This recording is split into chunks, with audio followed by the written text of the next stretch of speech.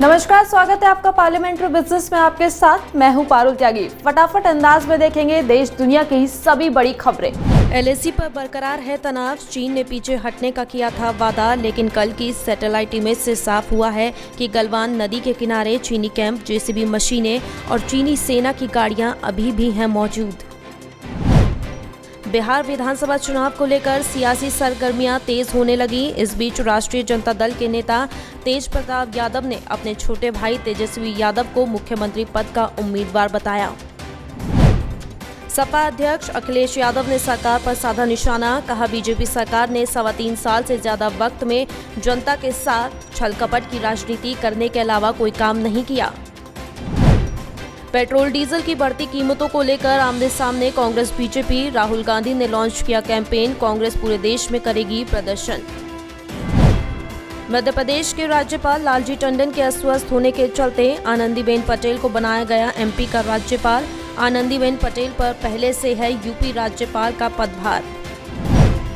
बाढ़ की चपेट में आए असम में 23 जिले, 10 लाख से ज्यादा लोग प्रभावित। दिल्ली समेत कई राज्यों में तापमान रहेगा गर्म।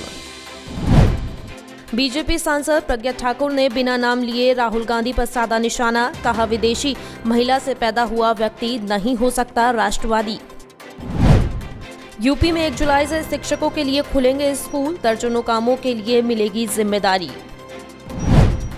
जम्मू कश्मीर के अनंतनाग में सुरक्षा बलों को मिली बड़ी कामयाबी। अनंतनाग के खुलचोहर इलाके में सुरक्षा बलों के साथ मुठभेड़ में मारे गए 3 आतंकवादी। हरियाणा में बीजेपी प्रदेश अध्यक्ष के बदलाव के साथ ही संगठन में भी फेरबदल की तैयारी। संगठन मंत्री सुरेश भट्ट की घर वापसी संभव। अमेरिका और ब्राजील के बाद भारत में कोरोना वायरस से संक्रमित मरीजों की संख्या दुनिया में सबसे ज्यादा तेजी से बढ़ रही है। देश में अब तक 5 लाख से ज्यादा कोरोना वायरस से मरीज हैं संक्रमित। देश में अब तक 16,487 लोगों की हुई मौत, जबकि 3,20,000 लोग हुए ठीक। देश में पिछले 24 घंटे में कोरोना वायरस के 14,516 नए मामले आए सामने और 375 मरीजों की हुई मौत। यूपी के कानपुर में बालिका गृह की 9 और लड़कियां मिली कोरोना पॉजिटिव। इससे पहले बालिका गृह की 57 लड़कियों को हो चुका है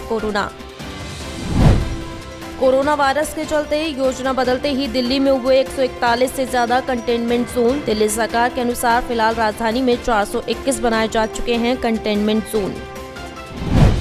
श्री राम जन्मभूमि तीर्थ क्षेत्र ट्रस्ट के अध्यक्ष नृत्य गोपाल दास के उत्तराधिकारी महंत कमल नयन दास ने कहा कि वो प्रधानमंत्री मोदी को एक पत्र लिखकर राम मंदिर निर्माण के लिए भूमि पूजन का भेजेंगे निमंत्रण।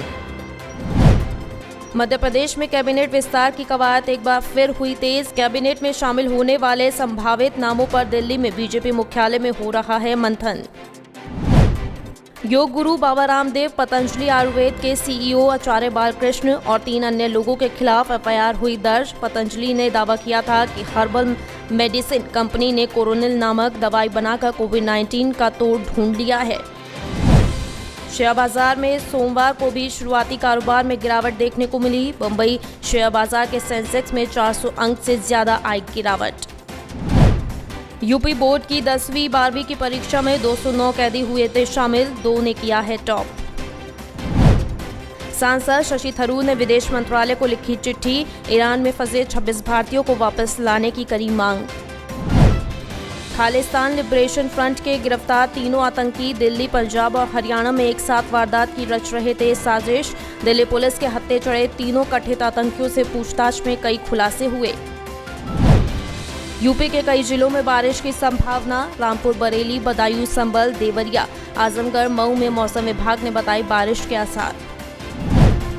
कजाकिस्तान के विशेष विमान से दिल्ली एयरपोर्ट आया एक बुजुर्ग होम क्वारंटीन से बचने के लिए एयरपोर्ट के स्क्रीनिंग हॉल के पास से हुआ गायब। राजस्थान में 1 जुलाई से ग्रामीण क्षेत्रों में खुलेंगे धार्मिक और उपासना स्थल। मुख्यमंत्री अशोक गहलोत ने किया ऐलान। फटाफट खबरों में बस इतना ही, लेकिन और खबरों के लिए आप देखते रहिए पार्लियामेंट्री बिजनेस।